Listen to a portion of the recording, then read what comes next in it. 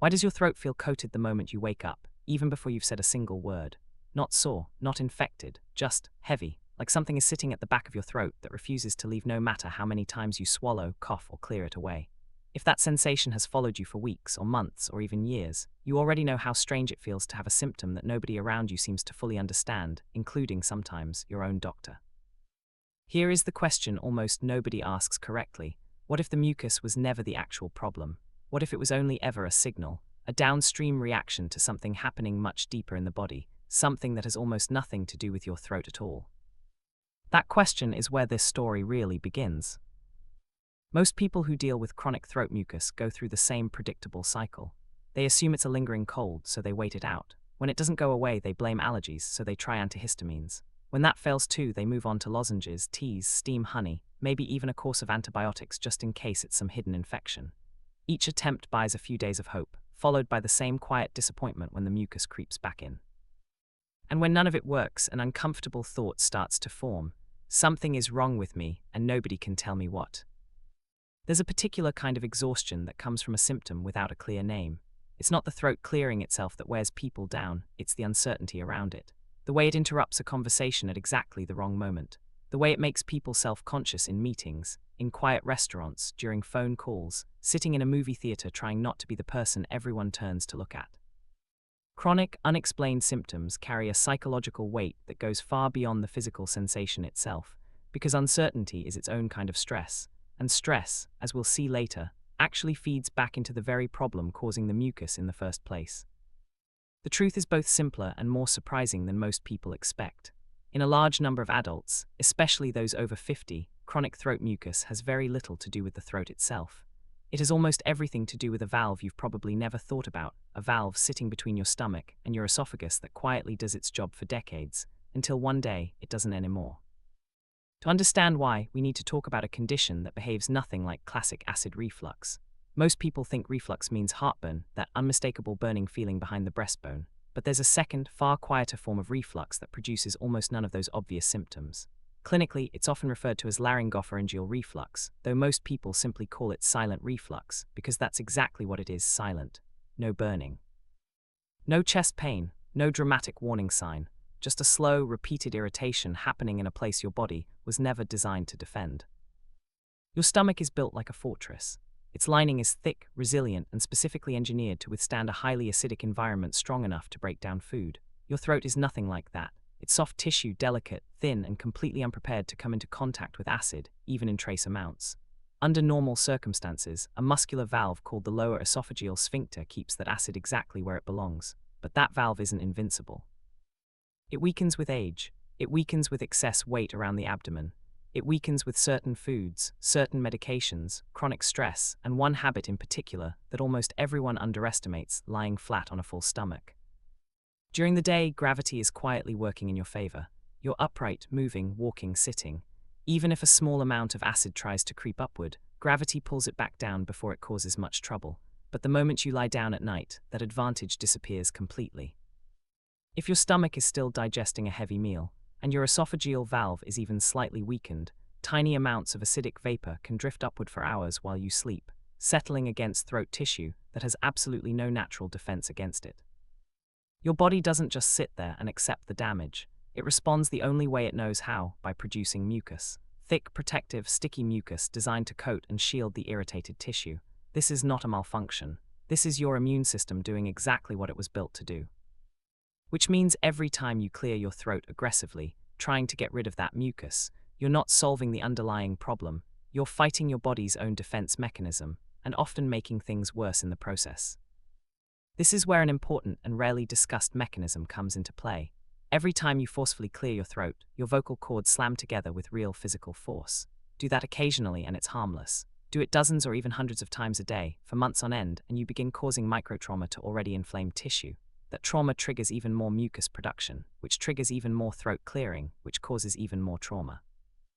It becomes a closed loop, a cycle that can quietly run in the background of someone's life for years, without them ever realizing what's actually driving it. Voice specialists who work with this kind of chronic irritation often describe it as one of the hardest habits to break, precisely because it feels productive in the moment, like you're finally getting rid of something, even while it's quietly making the underlying tissue worse. Now here's something that surprises almost everyone the first time they hear it. Inside your stomach, there's a digestive enzyme called pepsin, whose entire job is to break down protein. During an episode of silent reflux, tiny amounts of pepsin can travel upward along with the acid and settle into throat tissue, where they remain inactive, dormant, essentially waiting.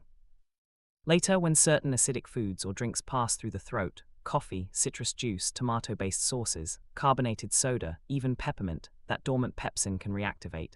And once reactivated, it doesn't discriminate. It begins breaking down the very tissue it's sitting on, triggering fresh inflammation and once again, fresh mucus. This single mechanism explains something millions of people have noticed but never understood: why their throat feels dramatically worse within minutes of their morning coffee, or a glass of orange juice, or breakfast toast with citrus jam. It isn't the caffeine causing the mucus directly. It's reactivated pepsin meeting tissue that was already inflamed from a full night of silent reflux, creating a fresh wave of irritation on top of one that never fully healed from the night before. In a strange way, the very foods people reach for to start their morning, the ones that feel bright, energizing, refreshing, can be the exact foods reigniting a fire that never fully went out overnight. Before we go further, an important and necessary pause. Not every case of chronic throat mucus is silent reflux. Allergies are real, sinus drainage is real. Certain medications genuinely do cause dryness or throat irritation as a side effect. And in rare but serious cases, persistent throat symptoms can signal something that needs urgent medical attention, particularly if you experience difficulty swallowing, unexplained weight loss, blood, persistent pain, or a hoarseness that keeps worsening rather than improving. None of what follows is a substitute for seeing an ear, nose, and throat specialist if your symptoms are severe, sudden, or accompanied by any of those warning signs. What we're discussing here applies to the far more common experience: chronic, low-grade throat irritation that has been quietly running in the background of someone's daily life for months or years without a clear explanation. One of the reasons silent reflux gets missed so often is genuinely structural, not just a matter of bad luck. A standard throat exam is designed to catch visible damage, redness, swelling, obvious lesions. But mild, ongoing irritation from small amounts of acid and pepsin doesn't always leave dramatic visible evidence, especially in the earlier stages. So a patient walks in describing months of throat clearing and thick mucus. The doctor takes a careful look, and everything appears mostly normal. That gap between what a person feels and what an exam can visibly confirm is exactly where so many people fall through the cracks, get told it's probably allergies, and walk out with another prescription that never quite solves the problem. So if silent reflux really is driving what you're experiencing, what actually helps? The single most researched and evidence-supported intervention is remarkably simple: changing the angle you sleep at. Lying completely flat gives acidic vapor a direct, unobstructed path upward toward your throat. Elevating the entire upper body, not just your head on a stack of pillows, which can actually bend your neck and increase pressure, but the whole torso, using either a wedge pillow or risers under the head of the bed, restores some of that gravitational advantage you lose the moment you lie down. Many people who make this single change report noticeably calmer mornings within a matter of days. It's a small mechanical adjustment, but the body responds to mechanics far more reliably than most people expect. Timing matters just as much as angle. Eating within an hour or two of lying down means your stomach is still actively digesting a full meal at the exact moment your body loses its gravitational defense against reflux. Building in roughly 3 hours between your last meal and bedtime gives your stomach real time to empty before that vulnerable, horizontal window begins. And it's worth noting that even small late-night snacks count here.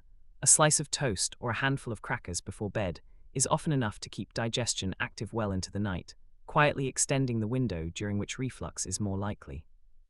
Meal size plays its own role too. Large, fatty, heavy dinners take significantly longer to digest, which means your stomach stays fuller for longer, generating more internal pressure that pushes upward against an already weakened valve. A lighter, simpler evening meal, smaller portions, less grease, less spice, tends to be far gentler on the entire system.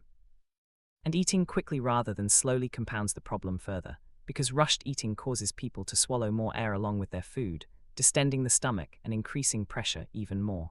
Slowing down at the dinner table isn't just about digestion in the abstract. It's a direct, physical way of reducing the pressure your body has to manage for hours afterward.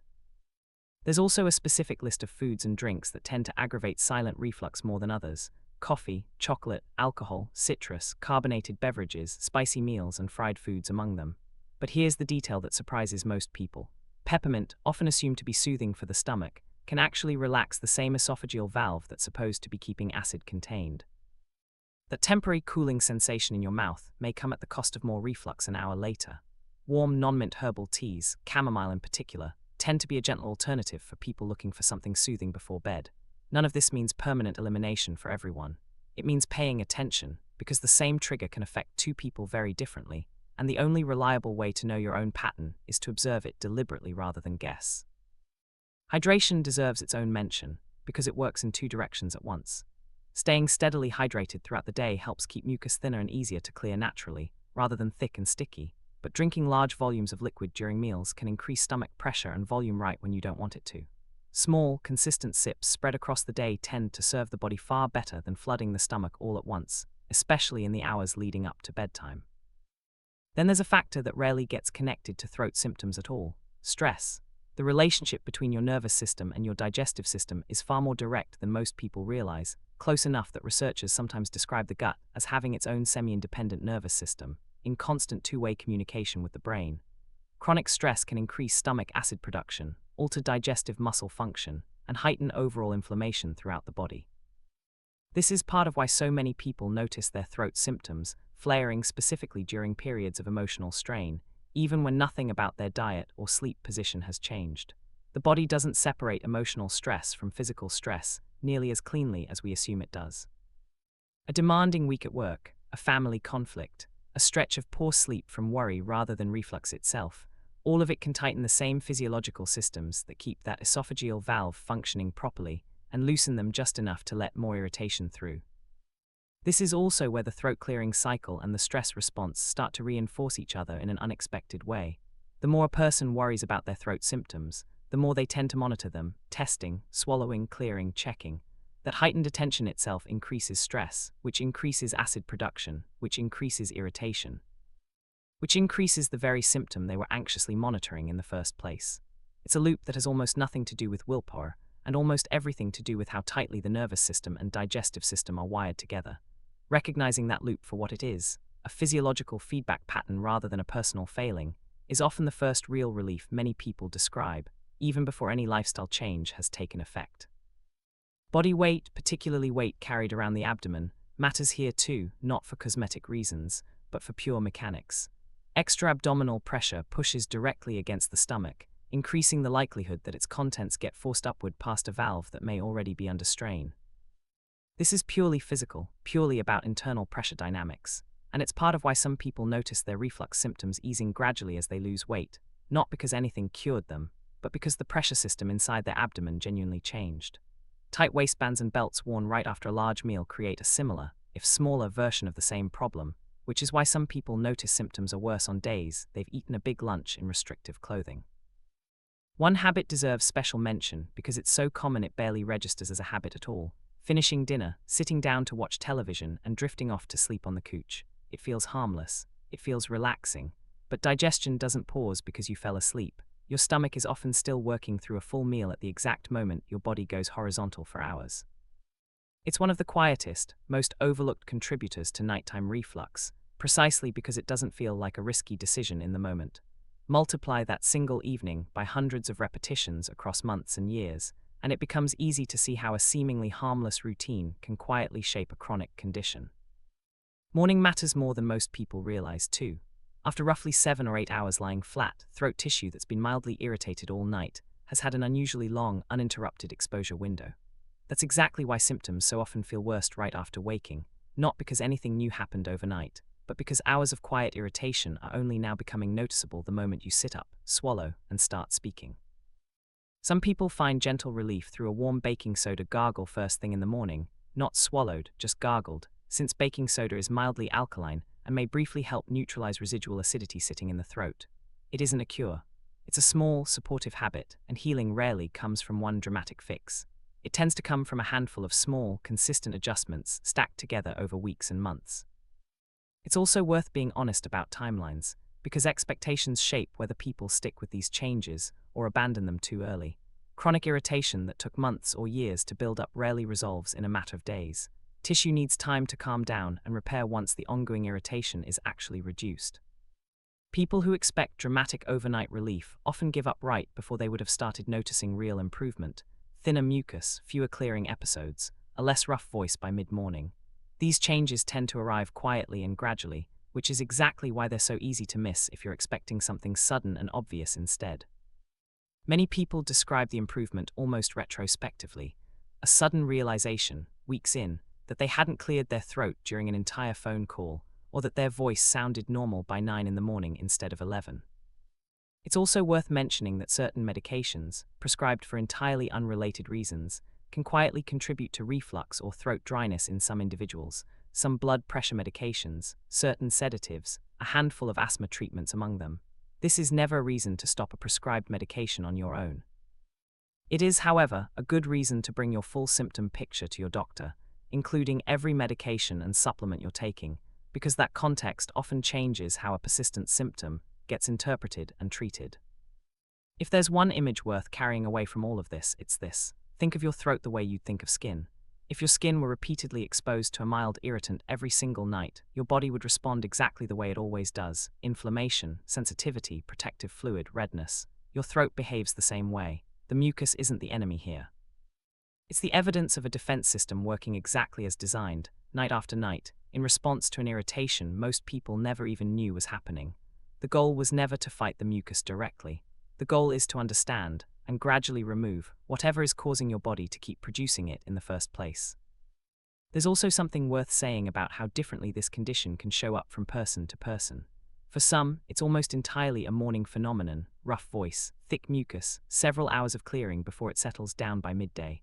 For others, it lingers in the background all day, flaring after specific meals or during stressful stretches.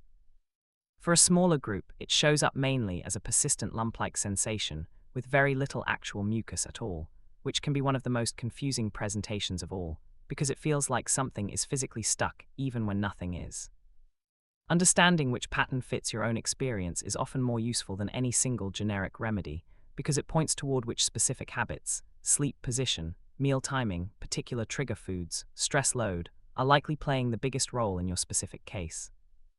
If any of this has sounded familiar, the rough mornings, the endless throat clearing, the frustration of trying remedy after remedy with nothing quite working, it's worth remembering that this is an extremely common, well-documented experience, not a mystery illness and not something you're imagining.